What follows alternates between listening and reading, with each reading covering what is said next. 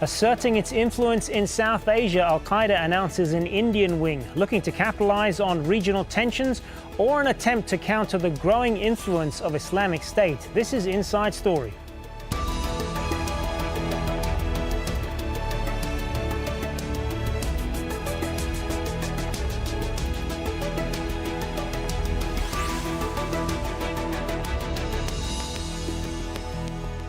Hello and welcome to the program. I'm Hazm Seeker. It is seen as both a tactical move and a direct snub to the Islamic State group. Al-Qaeda leader Ayman al Zawahiri has announced the creation of a new branch of the organization in South Asia, promising to, in his words, raise the flag of jihad across the subcontinent. Zawahiri hailed the expansion as good news for Muslims in Myanmar and Bangladesh, the Indian states of Assam, Gujarat and Ahmedabad, and the disputed region of Kashmir. He went on to say the new wing would rescue Muslims there from injustice and oppression. Zawahiri also pledged his loyalty to Taliban leader Mullah Omar. But is there a more personal reason for Al-Qaeda's need to reassert its influence? Mariana Hond helps to set up our discussion. Since mid-2013, the Islamic State group has enjoyed a dizzying rise to power, winning huge swathes of territory and thousands of new recruits, and leaving Al-Qaeda to stand in the shadow of its success. So in June, when the IS group declared itself a caliphate and asserted dominion over Muslims around the world, all eyes were on the head of Al-Qaeda, Ayman al Zawahiri, to see how he would react. He remained silent until now. His 55-minute video statement has put Al-Qaeda back into the contest, rejecting the Islamic State group's assertion of supremacy. I announced to all Muslims in the world, and especially in the Indian subcontinent, the founding of a new branch of Qaeda al-Jihad. This is to help raise the flag of jihad and return to Islamic rule in the subcontinent, which once used to be part of the land of the Muslims until the infidel enemy took it away and divided it. Al-Qaeda's aging leadership has struggled to compete as the Islamic State group has gained momentum. In 2013, the group was known as ISIL, the Islamic State of Iraq in the Levant. Back then, it fell out with Al-Qaeda. Its fighters even accused in February of assassinating Al-Qaeda's envoy in Syria. The declaration of a caliphate in June included a demand that Muslims swear allegiance to the IS group leader, Abu Bakr al Baghdadi. Zawahiri is clearly fighting back, reasserting Al-Qaeda and sending out a rallying call to its supporters. A subtle but unmistakable rejection of the Islamic State group's challenge to Al-Qaeda. Mariana Hond, Al Jazeera.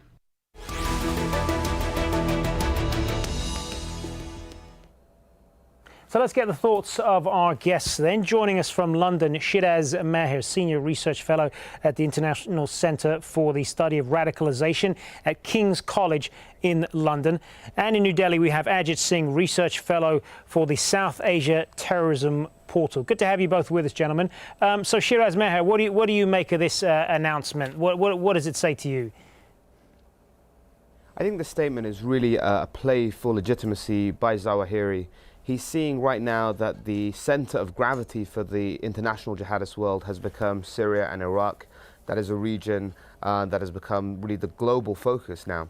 And he's attempting to address more localized issue. He's, of course, away on the periphery of the action. He's stuck out in the Indian subcontinent, out in that part of the world. And so he wants to refocus attention there. He wants to show the primacy of the issues there. And he's attempting to highlight the suffering of Muslims in countries such as Burma, Bangladesh, and so on, in order to try and say, well, there's still some relevance out here. There's still some legitimacy as to what's going on out here. And I'm here as well. And I'm part of this other struggle that you may have forgotten about. Ajit Singh, I mean, what's your view on this? And what would Ayman al Zawahiri and Al-Qaeda hope to gain specifically from India and those states that we mentioned at the top? To begin with, I think it is to do with the weakening of the Al-Qaeda since the killing of Osama bin Laden. In fact, many of their top leaders have been decimated or they have been arrested. And the Al-Qaeda is feeling the heat. And at the moment when the Islamic State is creating havoc across Iraq and Syria, and it is in fact emerging as the biggest threat. And that's why at this moment, this Al-Qaeda, just to draw the attention, has released this video. And there is nothing to be worried about, because Al-Qaeda has been saying this repeatedly for a long time. In fact, way back in 2006, Osama bin Laden himself mentioned about India and the crusade against Hindus, Jews and Christians. So, and thereafter, so many times, the Al-Qaeda has talked about Indian subcontinent, India, Bangladesh and all these countries, and specifically India and the jihad in Kashmir. So it is not going to be, it is not something new. And this, I think, is something related to just to draw the attention of the world community and mostly the Muslims inside India. Because what Al-Qaeda feels right now is that India, with the reports emerging out that few of the Indian Muslims have started fighting in Iraq and Syria. So they think that they can also draw some cadres out of the Indian Muslims. And I don't think that it is going to be possible, because it is very difficult for Al-Qaeda to recruit cadres from among the Indian Muslims. So when we talk about the Muslims in India, then Ajit, I mean, these are Muslims that have very kind of specific grievances within the country. They're still very far removed from Al-Qaeda, aren't they? There is nothing like that. They are aggrieved or there is something like that, because Islam in India is totally different from what we see in Islam in Iraq and Syria and in any other country. Because in Islam, which has in fact evolved in India for a long time, and the Muslims in India has adapted so many cultures of Indian society. And as our Prime Minister recently said, that Indian society is very peaceful society. So there is very little chances of Indian Muslim getting radicalized. In fact, the pre-partition, the Muslims in Pakistan, what is now called Pakistan, were the same. But it is because of the Pakistani government, involvement in radicalization of the society and their terror industry, which they have in fact started just to export terror, has radicalized the Muslims over there and in many other countries. But in Indian society, it is very difficult to find the Muslims who are ready to fight, who are ready to be a part of global jihad, barring a few fringe of that. But that doesn't mean that Indian establishment or Indian government should not take notice of this. It is a time when the Indian government and security establishment should take note of all these developments and be prepared for any challenges in the future. Yeah, Shiraz Meher, I mean, when we talk about the struggle of Muslims in some of these countries, like the Rohingya in Myanmar, and the situation in Bangladesh and parts of India, these are generally local groups with localized grievances. So when you try to apply the Al-Qaeda template to that, if you like, what are the chances of them building any traction there? Well, I think it remains to be seen to what extent Al-Qaeda really does get on the ground in these countries and to what extent it's able to influence activity there. I really regard this as largely a sort of more of an aspirational statement from Zawahiri. He may be declaring that there is a new wing, but the normal way Al-Qaeda announces its arrival is to pull off some kind of terrorist act, which we haven't seen yet. And so it seems unusual that he's announcing it in a more formal manner through a video rather than to announce its arrival through an actual terrorist attack. And I think that's the case here. I mean, as I say, when we posit this in the larger context of what's happening right now in the Middle East, this is an attempt by Zawahiri to say, don't let that steal all the focus. We're still relevant. There are these campaigns going on out here. And he's attempting to impose the Al-Qaeda narrative over these local grievances, as you say, localized issues. It's not comparable what's happening in Bangladesh, what's happening in Burma, to what's happening in Kashmir, and so on. But he's attempting to swoop it all together and to say, look, here's a broader Indian subcontinental issue, and we're involved in this, and to lump it all, as I say, into one broader issue. But it's really a sort of power play by him more than anything at this stage.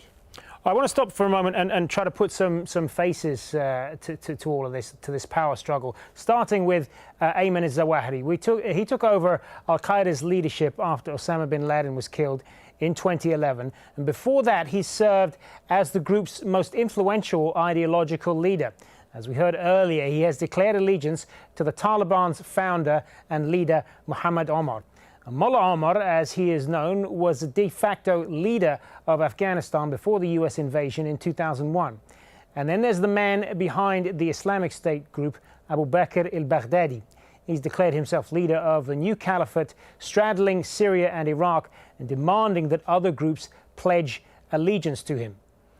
Now here's the backstory, the personal feud between two of the men we just discussed. Before the Islamic State, Abu Bakr al Baghdadi was the leader of al-Qaeda in Iraq. In April 2013, he made public his group's involvement in Syria and claimed he was commanding al-Qaeda's affiliate there, Jabhat al-Nusra. Al-Qaeda's main leader, Ayman al Zawahiri, was forced to intervene, saying each branch should focus on its own territory in Iraq and in Syria. Abu Bakr al Baghdadi refused, defying Zawahiri, and it's at this point that IS was effectively launched as a separate group from al-Qaeda. That also marks the first time a leader of an al-Qaeda affiliate had publicly disobeyed the group's overall leadership. Let's bring in our third guest now in Toronto, Murtaza Hussain, a journalist and political commentator at The Intercept. Thanks for being with us. So I want to ask you then, how much is this an attempt by al-Qaeda to reassert itself, and also a personality clash between Zawahiri and al-Baghdadi in an attempt to kind of regain lost ground? Well, the relevance of al-Qaeda has decreased very much in the last few years, since IS has achieved such great successes in Iraq and Syria on their estimation, and they've achieved the goal of creating a nominal caliphate, which has always been the goal of al-Qaeda over all these years. And the fact that they've achieved this goal quite rapidly and to quite great success has seriously decreased the influence of al-Qaeda and the attraction of al-Qaeda to potential recruits. So this attempt by Zawahiri to reassert his own relevance in India is very much a clash between himself and Baghdadi, and it's very much a power play to sort of revive al-Qaeda's relevance in this conflict. Shiraz Meher, you see this as well as partly a power play between two leaders? I think Zawahiri is feeling a little redundant right now. Baghdadi's made huge strides. He's established a state, and that's the fundamental difference here. The Islamic State has really eclipsed al-Qaeda. Much like it was back when it was fighting the United States, al-Qaeda in Iraq was a terrorist organization. It's evolved from that into a very sophisticated insurgency, and we saw that at play inside Syria and increasingly in Iraq. And then it moved from being an insurgent group into being a state. And it is a viable, functioning state that exists right now. So they've really eclipsed anything that al-Qaeda ever achieved. Al-Qaeda was always a terrorist movement that wanted to fight and engage in fighting directly with the Western world. What ISIS has done is to move this game on into a whole new territory, and that is to have established a physical entity that it now calls the caliphate. And in that sense, Zawahiri is feeling very redundant. If I could turn back to you, Murtaza Hussain, I mean, does al-Qaeda even have the money and the capability to expand its influence in South Asia, given how much it has waned? It'd be very difficult for al-Qaeda to establish more than a symbolic presence in South Asia. One thing that's very key to note is that ISIS was able to take advantage of a situation of chaos between Iraq and Syria, which has always been an al-Qaeda tactic as well, too, which they've actually been able to implement to greater success. It would be very difficult for al-Qaeda to replicate that type of success in India, Pakistan, or Bangladesh, or any other South Asian countries they've identified. This move by them is more to reassert their own visibility in these areas as opposed to try to replicate the successes which ISIS has achieved, which are far beyond their organizational capacity at this moment. Do you see the possibility of further conflict, specifically armed conflict between Al-Qaeda and Islamic State as a result of this, Murtaza? Well, in Iraq, in Syria, Jabhat al-Nusra is Al-Qaeda's official franchise in that conflict. And there have been conflicts between ISIS fighters and Jabhat al-Nusra fighters to date. So it's very possible that this conflict will continue. And as we've seen with the greater successes of ISIS, many Jabhat al-Nusra fighters have actually defected and joined that movement.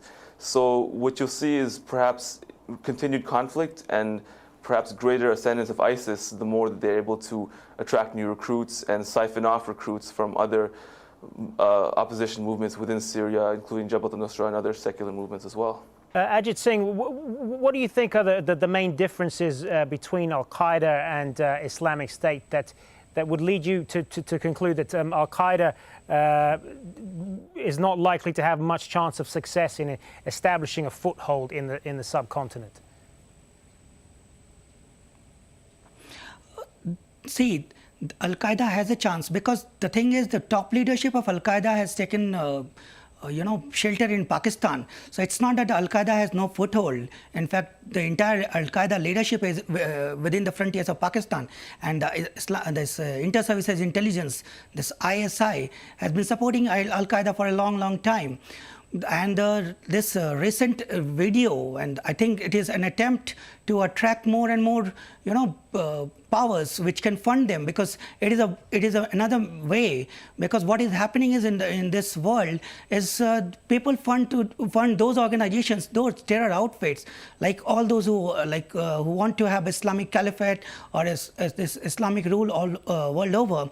They will only fund organizations which can show them like, okay, this organization is going to serve our purpose. So this is an attempt to, enrich their coffer also and draw more cadres. And in this attempt, if Al-Qaeda, because it is not that Al-Qaeda has not been, has not actively participated in attacks within India.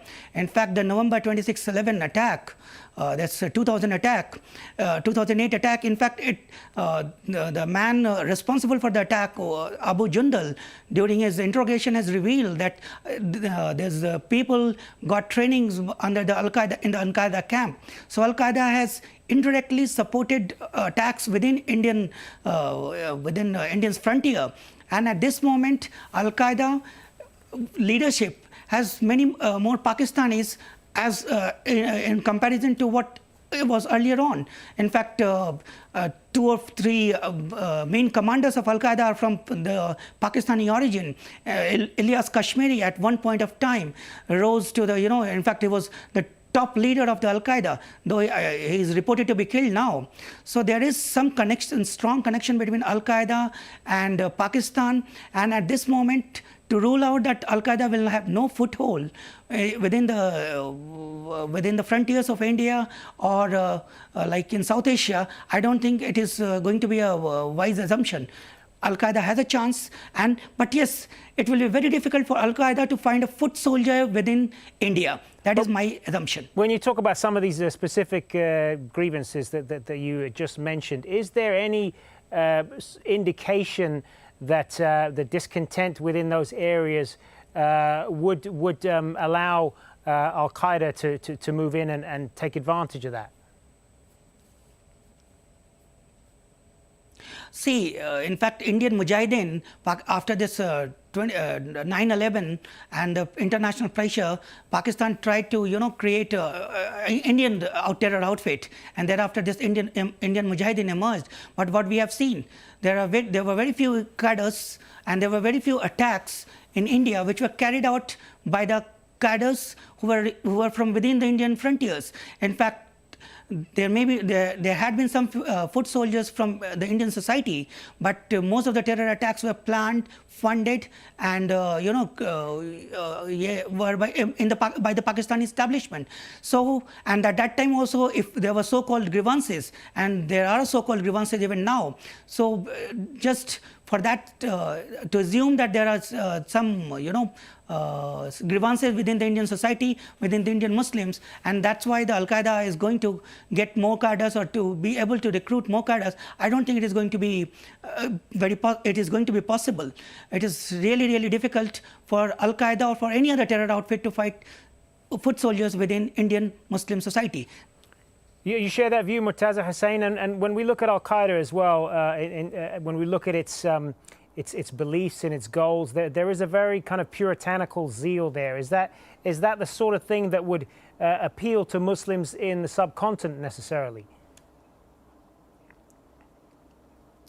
Well, one thing is very notable is that IS, for all successes in recruiting Europeans and people from abroad, they've been very not successful at recruiting Indians. The highest estimate is about 20 Indian Muslims have joined IS, which, considering India has hundreds of millions of Muslims, that's a very low percentage. Yeah, so why do you think that is then? European countries have recruited. So I think that it's because of the fact that most Indian Muslims don't subscribe to this puritanical belief as well, but also those conflicts which are within India, with Kashmir, and elsewhere in the subcontinent, such as Burma. These are not local. These are localized conflicts which may take a religious nature at some point, but they can't all be lumped in under the banner of Al-Qaeda or as being directed by some central authority. And even Ilyas Kashmiri was not the top leader of Al-Qaeda, and his conflict with India was based on local conflicts which were outside the scope of what Al-Qaeda or Islamic State sees as their broader goals. So I think that Indian Muslims are not susceptible to this type of ideology which you've seen in the lack of attraction which IS has brought to them. And secondly, those conflicts and those grievances which do exist are based on local conflicts with the regional Indian governments or even the Indian state, but are not part of a broader narrative which Al-Qaeda or IS buys into. Shiraz Meher, what do you put down? What do you put the decline of Al-Qaeda in the last couple of years down to? Because there is this school of thought that says that they have, as an organization, they have tried to focus too much on trying to stage spectacular attacks in the West and so on, whereas a group like IS has basically concentrated on gaining territory in places like Iraq and Syria and basically sticking to that. Do you think there's a lot of truth to that? There is. I mean, I think you answered the question perfectly. Al-Qaeda has been suffering for quite some time now, since 2011, with the loss of its leadership, the death of Osama bin Laden, and of Awlaki as well. I think that his removal was very, very significant. And then Al-Qaeda really failed to capitalize on the violence that began to grip the Middle East as political change affected North Africa and the Levant. It was slow to react. It was caught on the hop. Whereas the Islamic State, on the other hand, was much quicker to capitalize on what they regarded as a perfect opportunity for them to swarm into Syria and to rejuvenate the organization. I mean, let's not forget, prior to that, it was called the Islamic State of Iraq, and it was very much a group in decline. It was not a group enjoying great fortunes at all. But by moving into Syria, they really were able to build up quite a head of steam. And they did that because they welcomed in scores of foreign fighters, which gave them manpower. But they also brought in fighters from Chechnya, for Bosnia. These are fighters coming in with combat experience. The most valuable thing an army can have beyond its weapons is to have fighters with combat experience. So they educated themselves about that.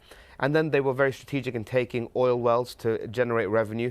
And they are operating an economy now which is roughly the size of the Zimbabwean economy. That gives you an idea of scale and perspective here. But it comes back to this point. Al-Qaeda is a terrorist group. It wants to fight. It wants to, as you mentioned, engage in spectacular attacks. It wants to have a direct confrontation. But it never thought itself through more than that. The Islamic State did. As I say, and if you look at its evolution in its three phases, it becomes very apparent. It goes from terrorist organization to highly sophisticated insurgency to now operating a state. And so that really sums up what has happened there and accounts for the decline of Al-Qaeda. When people today, young men, are looking to join an organization, they want to go out, they want to be part of this, they're naturally going to be attracted to the Islamic State over anything Al-Qaeda has to offer. It is, to use bin Laden's own words, the strong horse right now. All right, on that, we are going to have to leave it. Thank you to all three of our guests in London, Shiraz Meher, in Toronto, Murtaza Hussain, and in New Delhi, Ajit Singh. Thanks very much for your time. Now that's it for another show. Remember, please let us know your thoughts. You can leave your comments on facebook.com/AJ Inside Story. They see the address at the bottom of your screen. We're also on Twitter. @AJ Inside Story is where you'll find us. I'm Hazem Seeker. Thanks for watching. Bye for now.